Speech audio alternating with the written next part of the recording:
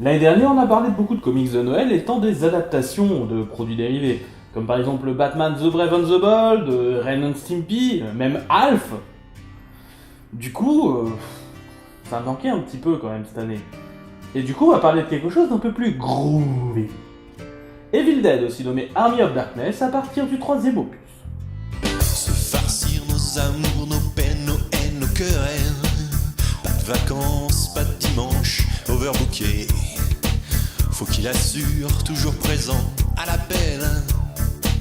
Pourtant il aimerait se faire un peu moins prier. Quand il descend du ciel, ce sera pas toujours pour se marrer. Son sale sourire d'éternel s'effacera quand il verra l'étendue de vos péchés. Bon, je vais vous faire un petit récapitulatif vite fait des éléments de la série, enfin en gros, mais je vous enjoins quand même à regarder les films parce qu'ils sont super sympas. Ash Williams est un héros un peu particulier. Armé d'un fusil à pompe et d'une main mécanique généralement remplacée par une tronçonneuse, il s'est retrouvé plus ou moins le gardien du Necronomicon, un livre qui a la particularité de ramener à la vie les morts, nommés Deadites en VO et Cadavéreux en VF. Ah, et il travaille dans un magasin nommé S-Mart, et il a l'habitude de prendre bien cher dans ses aventures. Voilà, c'est à peu près tout ce dont vous aurez besoin de savoir pour le Army of Darkness Ash Christmas Horror, sorti par Dynamite en 2008. L'histoire commence une année auparavant, au magasin S-Mart où travaille notre héros, Ash. L'on nous apprend aussi que c'est à Noël que le personnel du magasin prend le plus cher, avec du vomi, des clients qui se battent pour les jouets et tout plein d'autres joyeusetés. Mais la pire tâche est sans aucun doute de s'occuper des enfants, comme s'aperçoivent rapidement le lutin qui distribue des sucres d'orge et les pauvres reines. Je sais pas vous, mais moi j'adore la façon dont les gosses sont vraiment représentés comme des monstres. Je sais pas, quelque part ça doit défouler.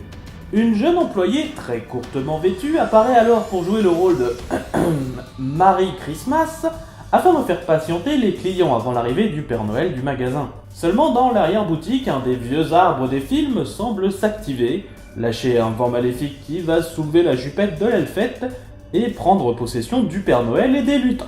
Et comme toujours dans les Evil Dead, les objets aussi peuvent être possédés, ce qui permet des effets visuels assez sympas.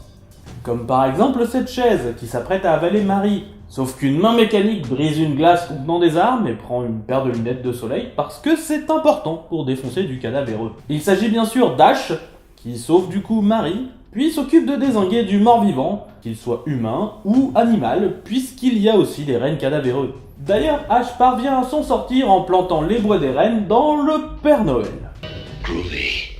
Du coup, le patron du magasin est pas très content, mais Ash lui répond que ça fait un moment qu'il lui dit qu'il peut mettre des protections contre les cadavéreux, mais que ce sera un peu cher.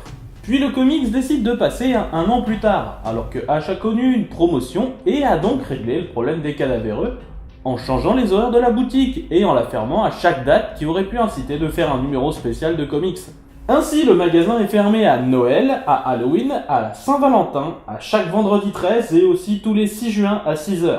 Parce que, ça fait 666.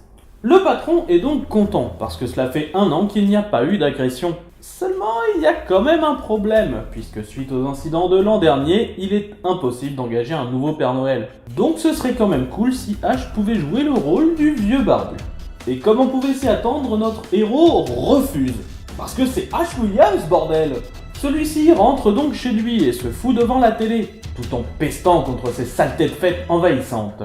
Malheureusement, la télévision, elle aussi, ne parle que des fêtes de fin d'année parce que le matraquage y accède vrai. Ash décide donc de partir se coucher, mais avant cela d'insulter le Necronomicon, de dire que tout ça c'est de sa faute et qu'il aurait pu avoir une vie normale si ce foutu livre n'avait pas tué sa petite amie de l'époque, Linda, et ce dans le premier film et dans le deuxième film.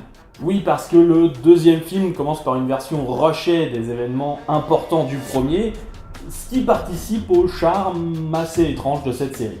Malheureusement, suite à la dispute, le Necronomicon est tombé et se nourrit du contenu de la télévision, apprenant ainsi tout ce qu'il y a à savoir de Noël.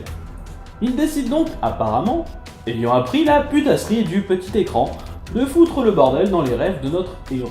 C'est ainsi que les fantômes des Noëls passés, présents et futurs font leur apparition. Oui, il est assez impensable de parler de Noël sans à un moment faire mention de Dickens, hein. Je suis désolé. Les trois fantômes décident de lui faire montrer le vrai sens de Noël. Et Ash accepte seulement pour leur montrer que les fêtes ne sont pas si bien que ça, et que de toute façon, si jamais ils sont encore là quand il revient, il leur fait leur fête. Du coup, il sort et le dessin devient tout bizarre, comme l'une des émissions qui passait à la télé précédemment. Alors, comme le comics va passer dans le style de différentes adaptations audiovisuelles, je vais vous mettre un petit cadre ici en fait, qui va vous dire quel est l'épisode parodié. Tout en sachant que là on est sur une parodie d'une très célèbre adaptation de Rodolphe, le petit Renoné rouge, qui est diffusé régulièrement depuis sa création en putain de 1964. Ash s'amuse à malmener un peu ses personnages, avant d'apprendre qu'il doit, comme Jacques Brel, suivre l'étoile. Désolé, fallait que je la fasse. Il passe donc dans le village du Grinch avant de tomber dans une parodie du spécial Noël de Snoopy. Avant d'arriver enfin à l'étoile, qui est en fait un dispositif de son patron pour attirer les clients du magasin. Ash regarde par la fenêtre et s'aperçoit que ce qui se passe est en fait l'attaque des cadavéreux de l'année dernière, mais sans qu'il soit là. C'est alors qu'apparaît le troisième spectre, sans qu'on ait vu les deux d'avant, merci de la cohérence, hein. Troisième spectre qui se révèle être Linda, la petite amie décédée de notre héros, qui lui fait un petit câlin, puis lui dit qu'il doit continuer à être présent pour empêcher les cadavéreux de foutre le bordel. Et apparemment, Ash se réveille, retourne à son boulot, accepte de faire le Père Noël, et c'est la fin. Non mais sérieusement, c'est ça la fin? Le Necronomicon a infiltré ses rêves juste pour le pousser à porter le costume du Père Noël? Oh la déception! Putain, j'ai l'impression de me faire plumer! Oh, c'est une jolie transition ça! N'est-ce pas? À demain pour l'épisode du 24 décembre, avec un excellent comics. Ouais.